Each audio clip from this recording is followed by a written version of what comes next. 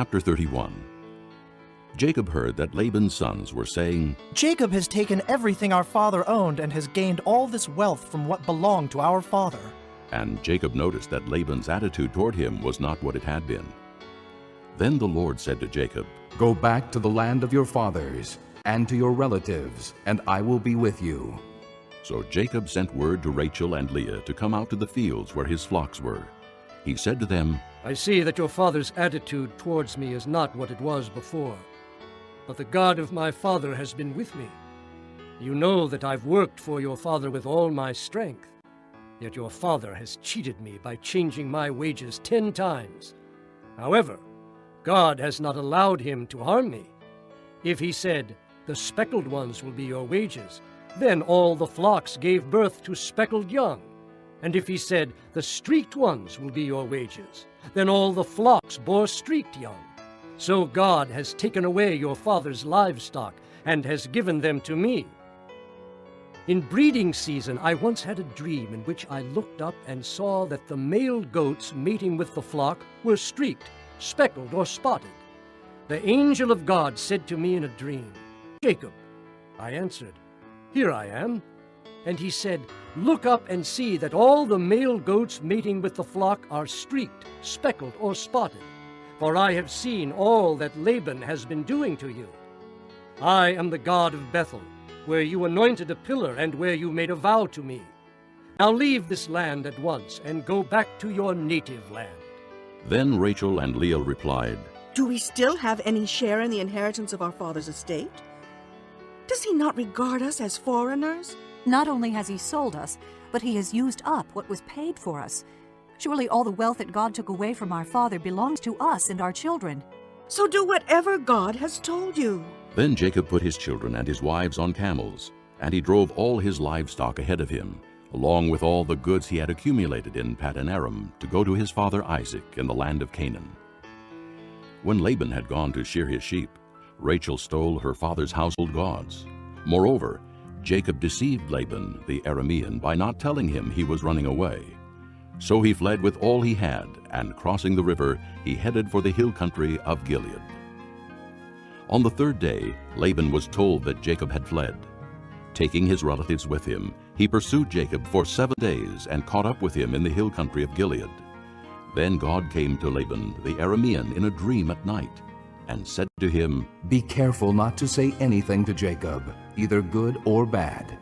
Jacob had pitched his tent in the hill country of Gilead when Laban overtook him, and Laban and his relatives camped there too. Then Laban said to Jacob, What have you done? You've deceived me, and you've carried off my daughters like captives in war. Why did you run off secretly and deceive me?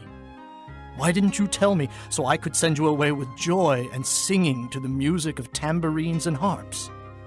You didn't even let me kiss my grandchildren and my daughters goodbye. You have done a foolish thing. I have the power to harm you.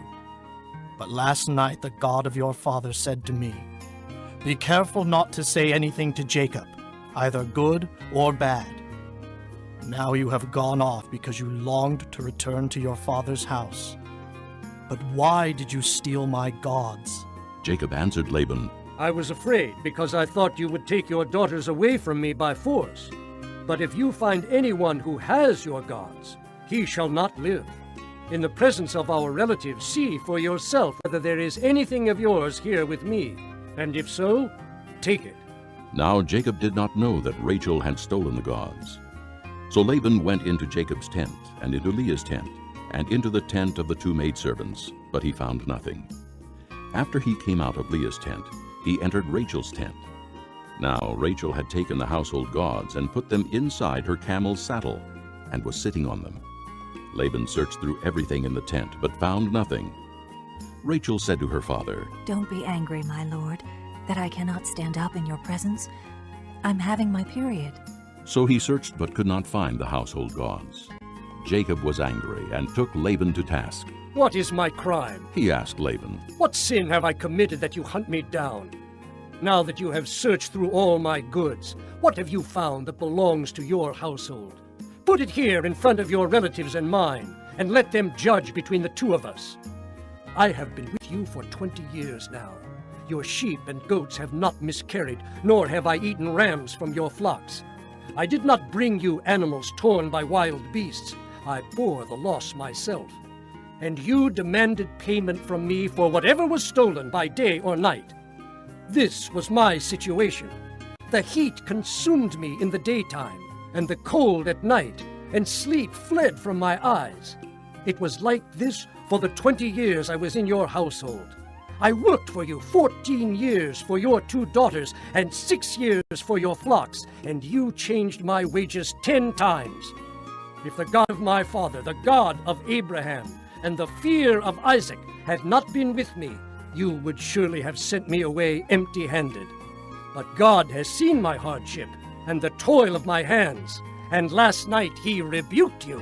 Laban answered Jacob, The women are my daughters, the children are my children, and the flocks are my flocks. All you see is mine. Yet what can I do today about these daughters of mine, or about the children they have borne?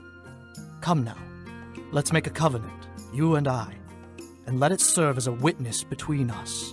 So Jacob took a stone and set it up as a pillar. He said to his relatives, Gather some stones. So they took stones and piled them in a heap, and they ate there by the heap. Laban called it Jegar-sahadutha, and Jacob called it Galeed. Laban said, This heap is a witness between you and me today. That is why it was called Galeed. It was also called Mizpah, because he said, May the Lord keep watch between you and me when we are away from each other. If you mistreat my daughters, or if you take any wives besides my daughters, even though no one is with us, remember that God is a witness between you and me. Laban also said to Jacob, Here is this heap, and here is this pillar I have set up between you and me. This heap is a witness, and this pillar is a witness, that I will not go past this heap to your side to harm you, and that you will not go past this heap and pillar to my side to harm me. May the God of Abraham and the God of Nahor, the God of their father, judge between us. So Jacob took an oath in the name of the fear of his father Isaac. He offered a sacrifice there in the hill country and invited his relatives to a meal. After they had eaten, they spent the night there. Early the next morning, Laban kissed his grandchildren and his daughters and blessed them. Then he left and returned home.